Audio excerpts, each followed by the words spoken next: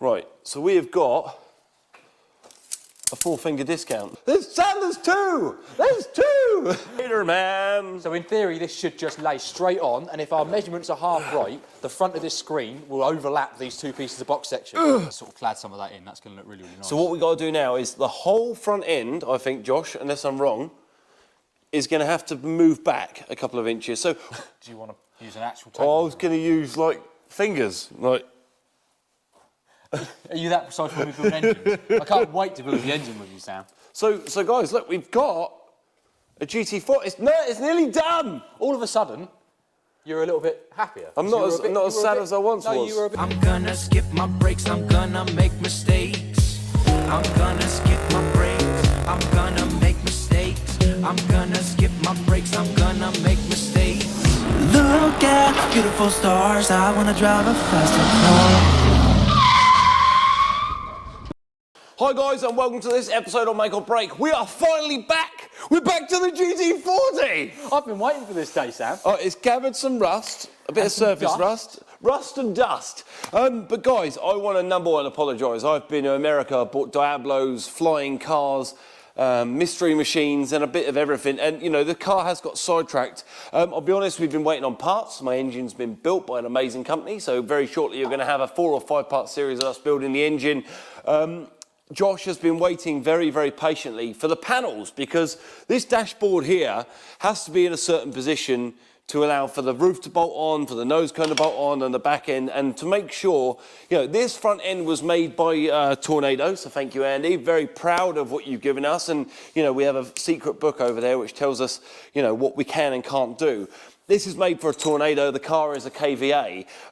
One of our priorities since day one is working out where our spindles have to be and where our, you know, our wheelbase to the front wheel to the back wheel is correct. And getting these roof panels back here, which Josh has been asking me for, is imperative to the size and the wheelbase and the dimensions of everything, correct? Yeah, exactly. So we got to the point, the last episode that we shot, when we were working on the GT40, we got to the point of this dash panel. Yeah. And we had to stop because it became very apparent that to know the location of this dash panel, we needed the roof. Because obviously the scuttle pan, the bottom of the windscreen, has to bolt straight onto the top of the dash panel. That's it. If this dash panel is an inch too far forwards, too far back, or everything's like out. Everything's out. You know, your doors aren't going to fit right. Everything's going to be in the way. Your steering column's going to be too far back, too far forward, so on and so forth.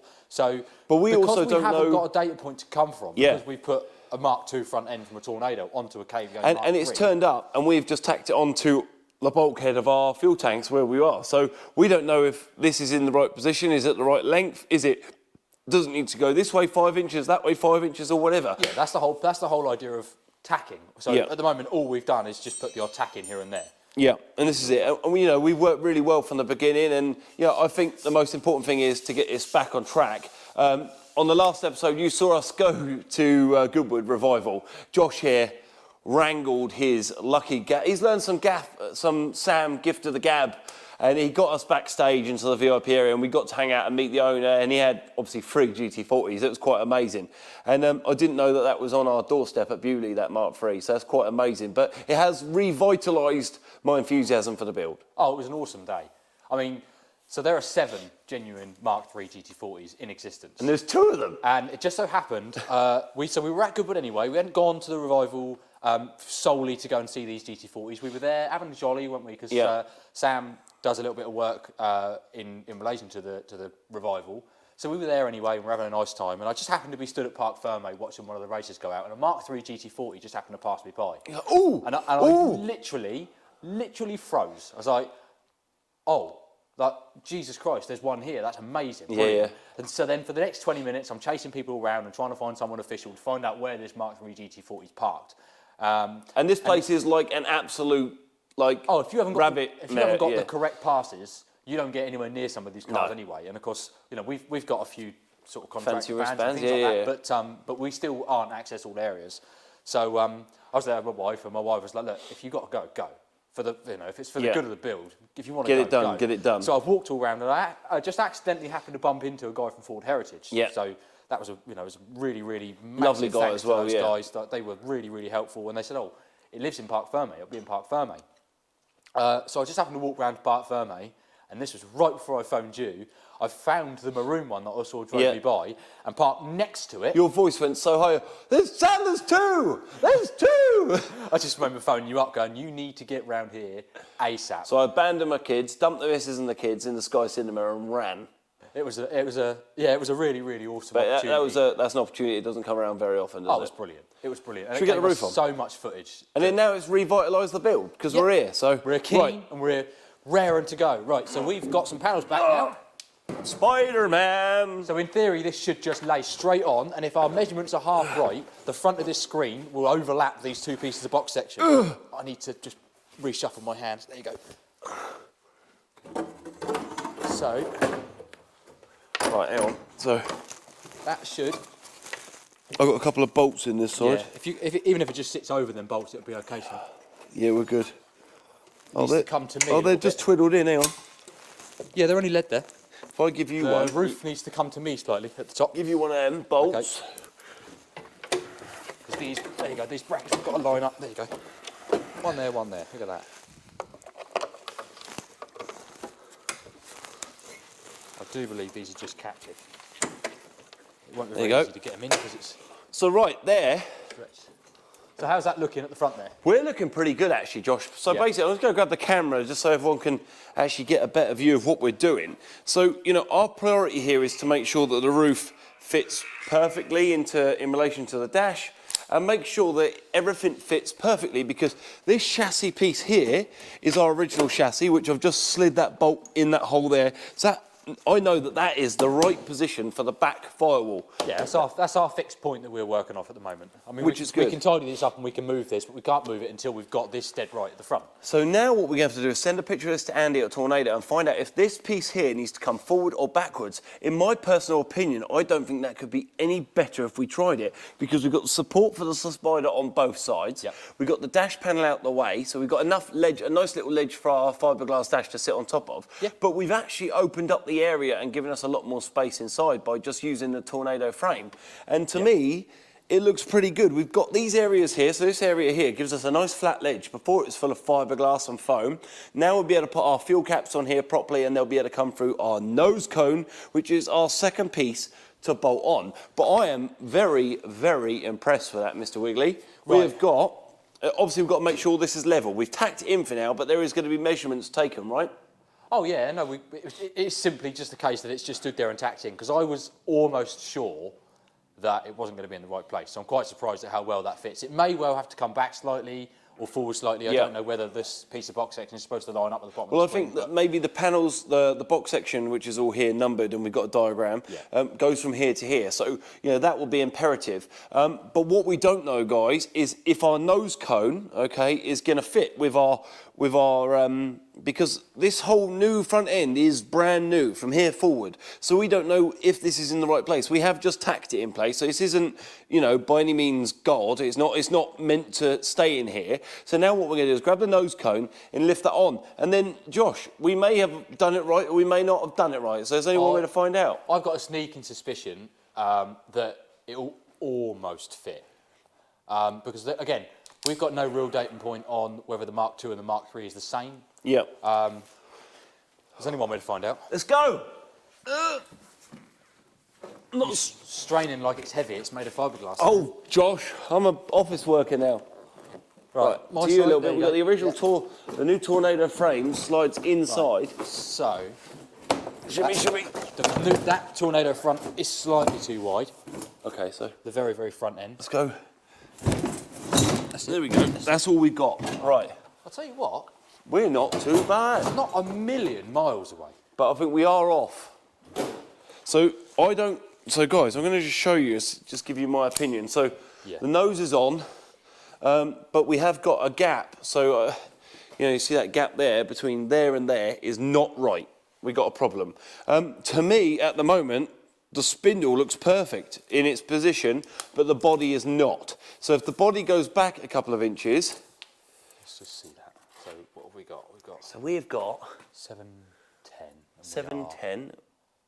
Yeah, that is almost bang That is almost bang on in the middle. So basically what we've got there then, guys, is either our nose cone is the wrong length, which I don't think it is, because this is a Ken Atwell or Kevin F. Atwell nose cone. So I think the body's right. So must mean that our chassis is in the wrong place, because at the moment, guys, if you look in here, I can't move the nose cone any further back because I'm stuck on that. Which means that our chassis, which is going to look very pretty in this hole, so thank you very much, Andy at Tornado. That's going to look lush, isn't it? Look at that. By the time we've got some alley paneling in there to sort of clad some of that in, that's going to look really, really nice. So what we've got to do now is the whole front end, I think, Josh, unless I'm wrong, is going to have to move back a couple of inches. So what about if we get the door? Yeah, let's grab that frame, that thing.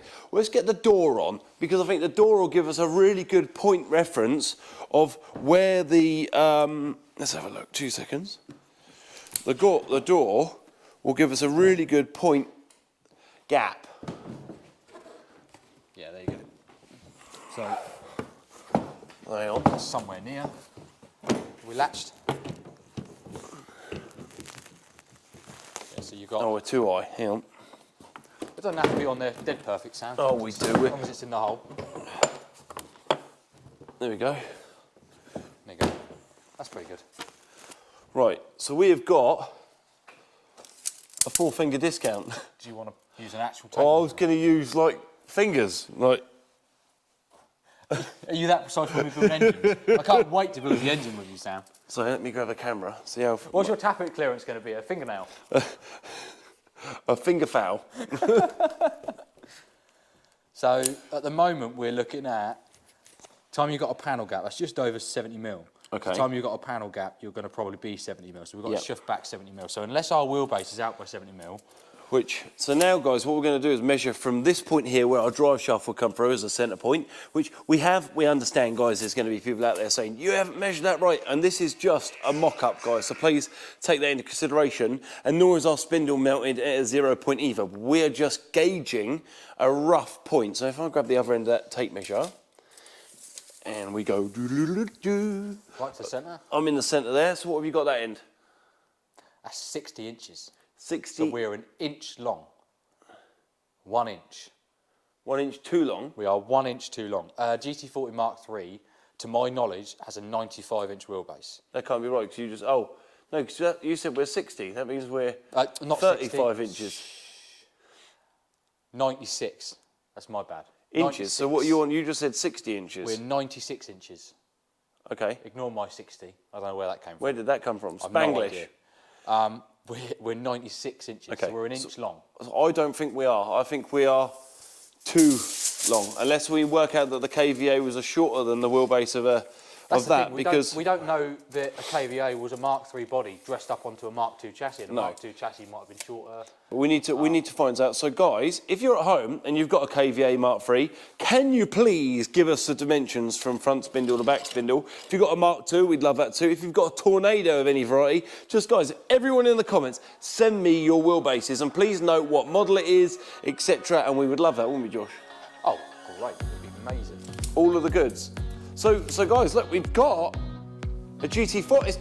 It's nearly done. All of a sudden, you're a little bit happier. I'm not as sad as I once was. No, you were a bit down in the dumps earlier on. I was. You got here and it was just a pile of scaffolding. You've got to understand, Josh, that I've invested a lot of money and your time in a pile of junk. This does owe you a lot of money. It does, and I don't really want to talk about it because that makes me sad. But then I might have to sell this one. Look, it's low, it's fast, it's red. It's going to be really cool. And everybody loves donuts. It's just what they do donuts. In Chris's field.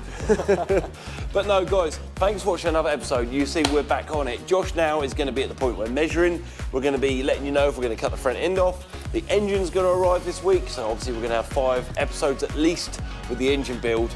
And that is going to be in depth, and it may be boring, but it will be detailed. And obviously at the front of every single video, you will work out where we are. So if you are putting aluminium heads on your car, you will have a video for that. If you are putting pistons in an engine, we're going to have a video for that. There will be videos for every part. It may be a bit tedious and a bit boring, but we're going to do it with style, right? We're going to do it so they don't have to.